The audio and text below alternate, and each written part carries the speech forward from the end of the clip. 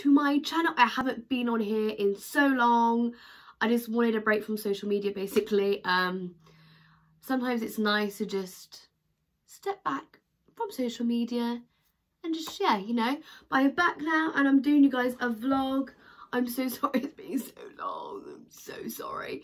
Anyway, in this vlog, I'm going to be talking to you guys about something that's really special to me, and I think this is not heard enough about. I don't know why it's nothing to be ashamed of, but I've done this video so many times, but I want to get it right just because it is such an important topic to me. And so yeah, this is probably like the 1000th time, I don't know. I've done it so many times, and that is about postnatal depression. I want to share with you guys my experience with postnatal depression, just to like warn you guys about what the symptoms are for like new mums, or even if you have it now, what to do, what I did to overcome it, and just yeah, just everything. This whole video is going to be about postnatal depression, and if you guys want to ask me any questions or you just want someone to talk to, please message me and I'll answer any of your questions. But yeah, even if this like just helps one person, literally make my day. Like even if it's just like it doesn't have to be postnatal depression, it can be depression. So yeah, let's go. Right then guys, to begin with, for those of you who don't know what postnatal depression is, it's basically depression after you've given birth. So I'm going to make this very, very clear, because I know so many people get confused, and even I got confused with it, and that is baby blues. Baby blues and postnatal depression are two completely different things.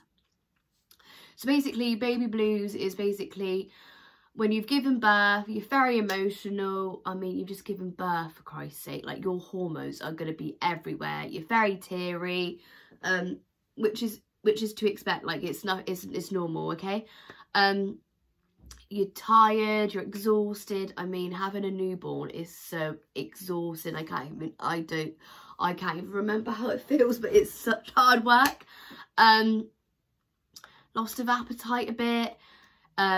Just your normal things when you've just given birth. Like, it's a massive thing, so you're gonna feel all these things.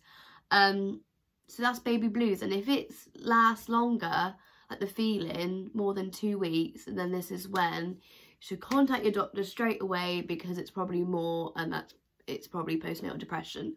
So basically what I'm saying is baby blues only last 2 weeks, and if it lasts longer than 2 weeks, then it's postnatal depression. Right, and now postnatal depression, I'm going to explain all the symptoms to you, and then I'm going to explain how I felt and what my symptoms were.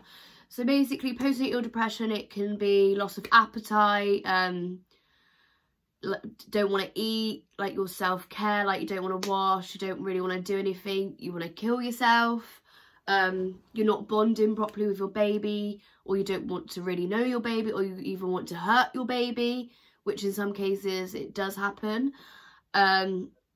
Just exhausted, like lost, I don't know, like it's so hard to explain. Not wanting to see anyone, just like lost contact of the world basically. It's such a horrible feeling. Basically in your own bubble, like it's so hard to explain, because I've been there, but now I don't feel like that. It's so hard to explain to people how I felt back then, so I am really trying my hardest. So yeah, basically all those things. Now I'm going to share with you guys my symptoms. So when I gave birth to Noah, I'm going to be completely honest with you guys, I'm not going to lie to you guys. When I gave birth to Noah, I didn't cry, and I think that was like the first like warning flags, whatever you want to call them. Yeah, I didn't cry. I was over the moon. I was so happy, but I didn't cry, and I was feeling like inside, I was like, why am I not crying? Like, I've given birth to the most beautiful thing in the world. This should be the happiest time of my life. Why am I not crying? I wouldn't say I didn't have a bond with Noah, because I did, but something was just missing. It's so hard to explain, but something just wasn't right. Something was just missing. So I think that was my first sign that something wasn't quite right. So yeah, that was my first sign.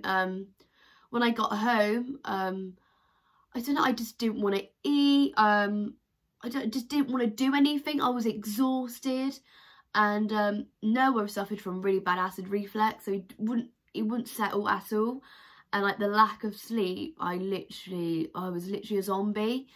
But I got to the stage where I was just like, I just didn't care anymore. Like I didn't want to do anything. I didn't want to do anything with Noah. I didn't want to do with anything, like with anyone. I completely blocked myself from everything. Like I was only comfortable in my own four walls. And I remember I was in the shower one time. I was like looking down and I didn't have my bump anymore. And that really, really, really upset me. I don't know if anyone else has felt like that after giving birth. But I was just so sad because I've been carrying this tiny human being for the 9 months. Like I was the only person that could kind of protect him, kind of thing. And now he's out in the world. I can't protect him or do anything. So that really upset me. Loss of appetite. I didn't want to wash. I just did not care if I lived or die, basically. And I did try to kill myself. I just didn't want to be here anymore. I felt guilty. I was like, no, I'm going to be the worst mum to Noah in the world. Like, what's the point? Like, what is the point? So yeah, I tried to kill myself. And then that was when I needed to go see my doctor. So yeah, any of you who feels like this or any of those symptoms, please contact your doctor. There's nothing to be ashamed of. And I think that's the first scary thing, is admitting you need help. That is the hardest stage. But once you've done it, it is absolutely fine. It's nothing to be ashamed of. To go see your doctor is nothing to be ashamed of. So anyway, I went to my doctors. I literally explained absolutely everything. I was really lucky because my doctor, she's so lovely, like she's so nice, which made it better for me. So basically I explained to her all my symptoms, and she was like, yeah, postnatal depression. It is very common, and it is surprising how common postnatal depression actually is. So she was like, she's like went through all these things that she wanted to do with me, and the first thing was antidepressants. Right. So I never really believed in antidepressants. I was really put off by the idea. I just didn't want a tiny pill depending on my happiness. But you get to a stage and you're like, you know what, I'll do whatever it takes, basically. Like, if it's going to help me, then yeah, let's do it. So the first, I went on, I think it's like 4 different antidepressants. The first ones were citalopram. I think that's what they're called, citalopram. If I'm announcing it wrong, I'm sorry. I can't remember the dosage, like 4. I think that's the highest citalopram can go up to, I'm not sure. But so I went on these, and if any of you guys know who ever been on antidepressants, they take up to like 6 weeks to kick in, basically, which is really annoying. Because I think in my head, I was like, right, it's going to happen straight away, and it ain't. So I took citalopram for a while, and I didn't feel any different, basically. It didn't help me whatsoever. To be honest, I was probably getting worse and worse and worse. I started getting really bad nightmares. Like, throughout my whole life, I've really suffered from bad nightmares. But my nightmares were just getting worse. I remember at Liam's house one time, I literally had a nightmare, and I was ripping his sheets, because I thought Noah was suffocating in them. So, but he wasn't. He was just literally fast asleep in his cot. I think I got more anxious, and my anxiety really kicked in. Like, I would literally go in and check Noah every single night just to see if he was breathing, basically, because I was so scared he was going to die, basically. Like, even if he catched a cold or anything, I literally, like, worst case scenario, it was absolutely horrible. I didn't want to see anyone again. Like, nothing was changing for me, so this antidepressant was not working for me, basically. So I went back to my doctors, and I was like, can we try maybe a different antidepressant? I don't want to completely write off antidepressant just because one antidepressant didn't work, basically. So the next antidepressants I went on was sertraline. Is it sertraline? I can't pronounce these bloody tablets. And I think I went on quite a high dosage with them. And I tell you now, whoever is on them or whoever is planning to go on them, do not go on them. They are the worst things I've ever taken in my entire life. They're horrible. So basically, these antidepressants made me angry. Like, anyone that knows me, I'm not an angry person. But these antidepressants made me so angry. I was lashing out, not on Noah or anything. Just like, I was just such an angry person. It was horrible. Like, I didn't even know who I was anymore. I was just so angry. I literally did scare myself because this wasn't me. Like, so then I was probably getting worse and worse and worse. And I think I tried to kill myself again. They just weren't helping, basically. So, and the scary thing is, because I Googled, like, the side effects of sertraline. And then I found out, like, a couple of weeks after I stopped taking them, this guy who did, like, a mass shooting in America, I think it was, he was on sertraline. And I'm like, well, yeah, that explains a lot, doesn't it? Anyway, I went back to my doctors and I was like, look, maybe antidepressants ain't for me, okay?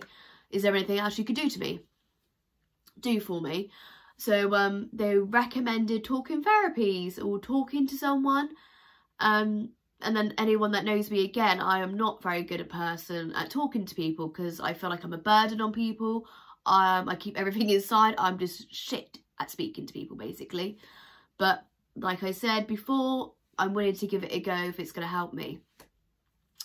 So I went to talking therapies. I literally explained absolutely everything to this counsellor, which it was all right, but it just ended bad again because she had to move away, and I felt like I don't want to open up to someone again because I just opened up to someone and it took me, like, it takes me a lot to open up to someone, and then open up to someone again. I was like, oh, it's just, no. So I then went back to my doctors. I was like, right, let's try something else. Let's try another antidepressant, okay? I feel like this isn't getting nowhere, but honestly, I am a lot better now, okay? Okay. So I went back to the doctors and they put me on another antidepressant, which was mixed in with, like, anxiety as well. I think it was paroxetine. I think that's what it's called. And don't know what dosage I was on. But yeah, again, they didn't help me, and I just don't think antidepressants are for me. It might, you know what, some antidepressants work for people, and if it works for you, absolutely brilliant, like, go you. Because I know some antidepressants do work and they knock the edge off for people. I'm not saying antidepressants don't work because everyone is different. It just didn't work for me, okay? I'm just getting it out there. So as I was saying, antidepressants didn't really work for me, okay? So my journey with postnatal depression, it was an ongoing journey process over the, like, 2 years, basically. Some postnatal depression can end in 6 months, some can last over a year, which in my case it did. It was just an ongoing thing. Like, I kept trying, things weren't going very well. I tried so many different things, but things just weren't clicking, basically. And I think everyone in their life, they get to a stage and they're like, right, I'm sick of feeling like this. And I got to a stage in my life where I was like, Pam, you really need to get your shit together, basically, because you're going to lose everything. And, so basically, yeah, I got to a stage in my life where I was like, right, I really need to do something about it. Otherwise, I'm gonna lose everything. So as I was saying, I got to a stage in my life where I really had to do something. So I want to explain to you guys what helped me, basically.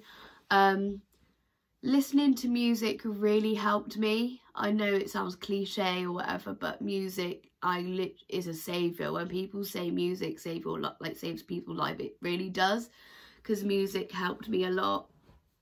I always used to listen to music in bed throughout the day. It really, really helped. Another thing was just pushing yourself to go out and meet people. I suffer from anxiety, so sometimes I put people off, so I like make an excuse. I'm like, no, I can't go. But I know once I've been and I've gone, I felt so much better for going. You literally just have to push yourself. I know it's scary, but honestly, it is worth it in the end.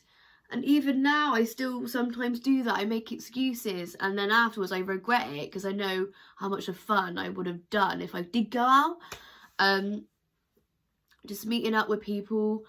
So I'm involved in pantomimes and that, so I did that, and that really helped me.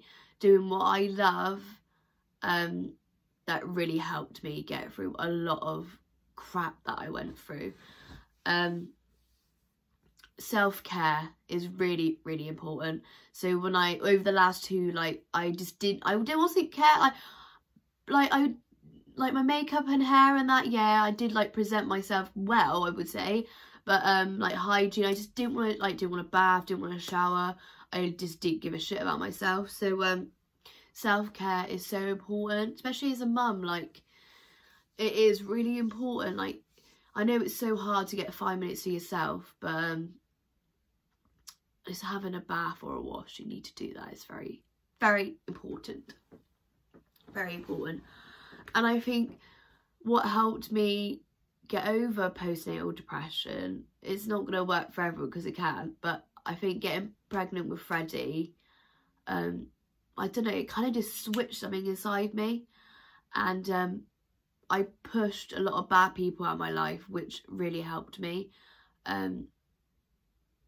Some people may know, I'm not going to explain on here, but one person especially, I got her out of my life, and she was one of the main issues in my life, and she's gone, and that makes me a lot happier now. But I feel like this video is not really helpful. Everyone's different, everyone is different, okay? So yeah, like, I got over postnatal depression. I can't really, it's so hard to explain, but when I got pregnant, I'm going to tell you now, if you're pregnant again, yeah, there is a higher chance of getting postnatal depression again, but don't think that you are, because when I gave birth to Freddie, I didn't really suffer from postnatal depression.